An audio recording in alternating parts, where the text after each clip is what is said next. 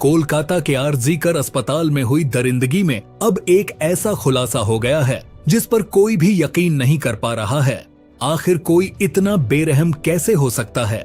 ये दिल दहला देने वाला खुलासा ऐसा है जिसे सुनने के बाद शायद आप आज रोटी का एक निवाला भी नहीं निगल सकेंगे। आप सबको ये सब बताने और सुनाने में मेरे भी होंठ कांपने लगे हैं। दरअसल इस खुलासे से कई घिनौने राज सामने आ गए जो अब तक ना तो किसी ने सुना था और ना ही सोचा था। उस रात जब तक डॉक्टर बिटिया जिंदा थी तब तक तो दरिंदगी हुई ही थी, पर उसके मरने के बाद भी दरिंदे ने ऐसी ऐसी हरकतें की जिसे सुनने के बाद आपकी आंखें नम होना हो पर आपका कलेजा जरूर फट जाएगा। वहीं हॉस्पिटल के प्रिंसिपल संदीप घोष की साली पर अधिकारियों को शक हुआ और उससे 6 घंटे तक पूछताछ की तो जो सच सामने आया उसने सबके होश उड़ा दिए हैं। साथ ही साथ संदीप घोष के लैपटॉप में जब कुछ अधिकारियों ने चेक किया तो सब ने अपनी आंखें बंद कर लीं। तो आखिर इस लैपटॉप में अधिकारियों को ऐसा क्या दिखा, एक एक कर सब बताएंगे। लेकिन उससे पहले अगर आप भी चाहते हैं कि डॉक्टर बिटिया को इंसाफ मिले तो वीडियो को लाइक करके कमेंट में वी वांट जस्टिस जरूर लिखिए और चैनल को सब्सक्राइब कर लीजिए ताकि इस केस से जुड़ी हर जानकारी हम आप तक पहुंचाते रहे। मैं ईश्वर से पूछना चाहता हूं कि जब डॉक्टर बिटिया के जिस्म को वो दरिंदा नोच रहा था तो आप कहां थे? मैं ईश्वर से पूछना चाहता हूं कि जब डॉक्टर बिटिया चीख रही थी तो क्या आपने उसकी चीखें नहीं सुनी? मैं ईश्वर से पूछना चाहता हूं कि अब इंसाफ कब मिलेगा? कब डॉक्टर बिटिया की मां को ये भरोसा होगा कि उसकी बेटी की आत्मा को अब शांति मिल चुकी है? आखिर कब? उस रात दरिंदे ने डॉक्टर बिटिया के शरीर को दांतों से काट काट कर बेहाल कर दिया था। डॉक्टर बिटिया के शरीर से लार के नमूने मिले थे और दांतों के निशान भी शरीर के कई हिस्सों पर पाए गए थे। सीबीआई को इस बात की तह तक जाना था कि आखिर जो दांतों के निशान डॉक्टर बिटिया के शरीर से मिले थे क्या वो सिर्फ संजय रॉय के ही है या फिर वो दांतों के निशान और वो लार किसी और के भी है। बस इसी का पता लगाने के लिए सीबीआई ने संजय रॉय से एक नर्म चीज पर काटने को कहा जिससे उसके दांतों के निशान उस नर्म चीज पर छप जाए। संजय रॉय ने उस नर्म चीज पर एक बार काटा, पर आप सब जानते हैं कि जब कोई किसी को दांत से काटता है तो उसका मुंह अलग अलग तरीके से खुलता है।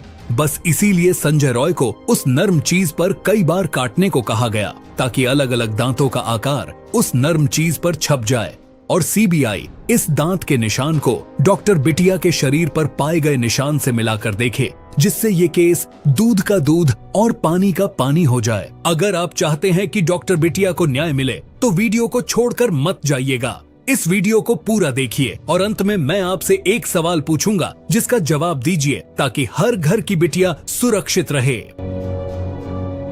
आपने एक कहावत तो सुनी ही होगी, जैसी करनी वैसी भरनी। बस कुछ ऐसा ही हो रहा है आरजीकर अस्पताल के प्रिंसिपल संदीप घोष के साथ। संदीप घोष को जेल में न तो वो रुमाली रोटी मिल रही है और न जेल के अंदर संदीप घोष को सोने के लिए कंबल बुरी है कि जो शख्स घूमने वाली कुर्सी पर बैठ गए तो मुझे नहीं लगता कि आपको बताने की जरूरत है कि जो कंबल दीवारी के भीतर जमीन पर बैठकर संदीप घोष को कितना सुकून दे रहे हैं। बड़े बड़े 30 मार खा को नचा दिया। आज उसे कानून ने वो नाच नचाया कि वो ताश के पत्तों की तरह बिखर गया है। आप सब जानते हैं कि पुलिस का डंडा जब पड़ता है तो अच्छे अच्छे को ठंडा कर देता है। जेल के अंदर संदीप घोष को सोने के लिए कंबल, तकिया और एक चादर दिया गया है।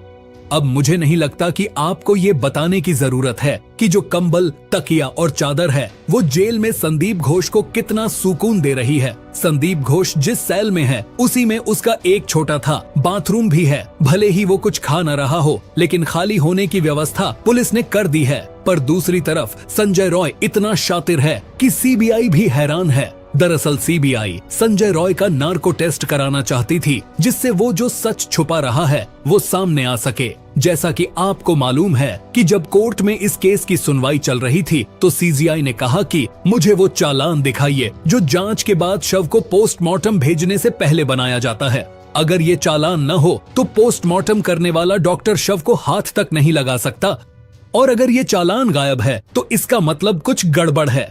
उसके बाद करीब 2 घंटे की सीसीटीवी फुटेज भी गायब है। बस ऐसी ही गुत्थियों को सुलझाने के लिए सीबीआई संजय रॉय का नार्को टेस्ट करना चाहती थी, पर इसके लिए संजय रॉय ने साफ साफ मना कर दिया। दरअसल ये नार्को टेस्ट ऐसा टेस्ट है जिसे बिना अनुमति नहीं किया जा सकता। दरअसल नार्को टेस्ट अपराधी से पूछकर इसलिए किया जाता है क्योंकि इससे कुछ भयानक बीमारियां हो सकती हैं। नार्को परीक्षण एक ऐसी प्रक्रिया है जिसमें किसी व्यक्ति को कुछ दवाएं दी जाती हैं जो व्यक्ति को आंशिक रूप से अचेत अवस्था में ले जाती हैं। इस तकनीक का उपयोग मुख्य रूप से उन लोगों से छिपी हुई जानकारी निकलवाने के लिए किया जाता है जो नियमित पूछताछ के दौरान सहयोग करने के इच्छुक नहीं होते, जैसा कि संजय रॉय। अब ये शातिर क्या सोच रहा है और क्यों इसने इस जांच को नहीं करवाया, ये एक बड़ा सवाल है। आइए उन 3 नए खुलासों की बात करते हैं जिसने सीबीआई के होश उड़ा दिए हैं। शुरू करते हैं खुलासा नंबर 1 से। पर नंबर 3 वाला खुलासा आपके होश उड़ा देगा, तो तीनों खुलासों को जरूर देखिए।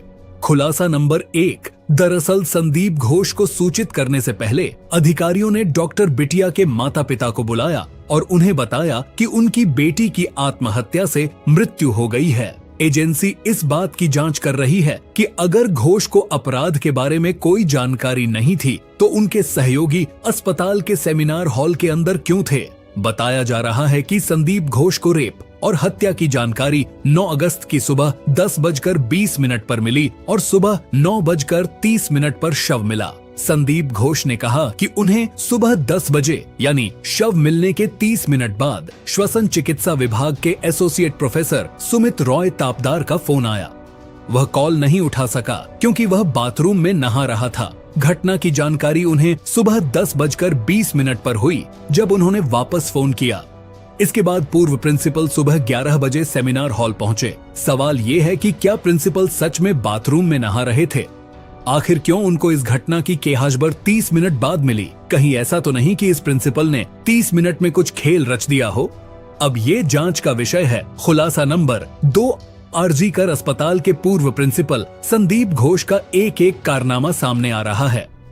सीबीआई सूत्रों के मुताबिक संदीप घोष के लैपटॉप में कुछ ऐसा मिला है जिसने जांच एजेंसी को चौंका दिया है। जांच एजेंसी के मुताबिक संदीप के लैपटॉप से कई नग्न पुरुषों की तस्वीरें मिली हैं। वैसे 2017 में हांगकांग की एक घटना भी सामने आ चुकी है जहां संदीप घोष ने कथित तौर पर हांगकांग के क्वीन एलिजाबेथ अस्पताल में एक पुरुष नर्स के साथ छेड़छाड़ की थी। आरोप है कि हांगकांग के अस्पताल में जब मेल नर्स अपने कपड़े बदल रहा था तभी संदीप अचानक उसके चैम्बर में घुस आया। इसके बाद संदीप घोष ने उसके नितंबों पर कई तमाचे मारे। कथित तौर पर नर्स के प्राइवेट पार्ट को छूने गया था। हालांकि उस समय संदीप घोष ने दावा किया था कि यह मामला एक गलत समझ का था। उन्होंने दावा किया कि वह दर्द से राहत दिलाने के लिए स्पेशल एक्सरसाइज करवा रहा था। इस बार आरजीकर घोटाले के संदर्भ में सूत्रों का कहना है कि संदीप के लैपटॉप पर कई पुरुषों की नग्न तस्वीरें मिली हैं। संयोग से इस लैपटॉप को संदीप घोष ने अपने बेलेघाटा स्थित घर से निकाल लिया था और एक रिश्तेदार के घर पर रख दिया था। हालांकि बाद में वह भी मिल गया था। उस लैपटॉप की कई फाइलों में पैसों के लेन देन के विभिन्न स्रोत मिले तो कई में टेंडरों से जुड़े डिजिटल दस्तावेज भी मिले हैं। खुलासा नंबर 3। कोलकाता रेप और मर्डर केस की जांच में आरजीकर मेडिकल कॉलेज में हुई वित्तीय अनियमितताओं की जानकारी भी सामने आई है। पूर्व प्रिंसिपल संदीप घोष को हिरासत में लिया गया है। वित्तीय अनियमितताओं और भ्रष्टाचार के मामले में उनके कई ठिकानों पर छापेमारी की गई है। शुक्रवार को घोष के घर और रिश्तेदारों के ठिकानों पर की गई छापेमारी में कई अहम सबूत मिले हैं। साली के घर से आंसर शीट भी बरामद की गई है। संदीप घोष को सीबीआई ने भ्रष्टाचार के मामले में अरेस्ट किया है। आरजीकर मेडिकल कॉलेज के पूर्व अधिकारियों ने भी उन पर भ्रष्टाचार और गलत कामों में संलिप्त होने का आरोप लगाया है। सीबीआई की जांच में अब तक कई अहम सुराग सामने आए हैं। अब तक जांच टीम ने घोष के निजी आवास, ससुराल और रिश्तेदारों के घर पर रेड डाली है।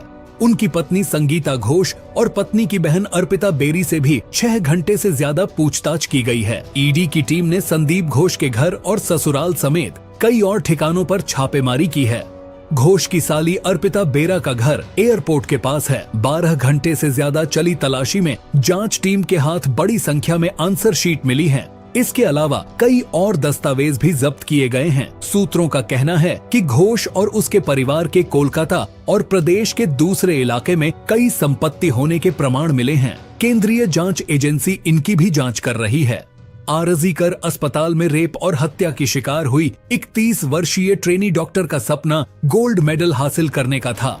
दर्जी पिता ने बेटी को पढ़ाने के लिए दिन रात मेहनत की। बेटी ने भी पढ़ाई में कोई कसर नहीं छोड़ी। जिंदगी भर परिवार ने संघर्ष किया। बेटी ने कोलकाता के घनी आबादी वाले उपनगर सौदेपुर से आरजी कर तक का सफर तय किया। अब बेटी की बारी परिवार का कर्ज चुकाने की थी, लेकिन वह अपने माता पिता का जीवन बेहतर बनाए बिना ही इस दुनिया से चली गई। महिला डॉक्टर के 67 वर्षीय पिता ने कहा, हम एक गरीब परिवार हैं और हमने उसे बहुत मुश्किलों से पाला है। उसने डॉक्टर बनने के लिए बहुत मेहनत की। हमारे सारे सपने एक रात में टूट गए। सभी बंगाली परिवारों की तरह उसका परिवार भी अक्टूबर में दुर्गा पूजा का बेसब्री से इंतजार कर रहा था, जिसका एक विशेष अर्थ था क्योंकि उनकी बेटी ने 2021 से घर पर पूजा का आयोजन करना शुरू कर दिया था। मेरा आप सबसे एक सवाल है, ऐसे केस कैसे खत्म हो सकते हैं? अपनी राय कमेंट में जरूर दीजिए। बहुत बहुत धन्यवाद।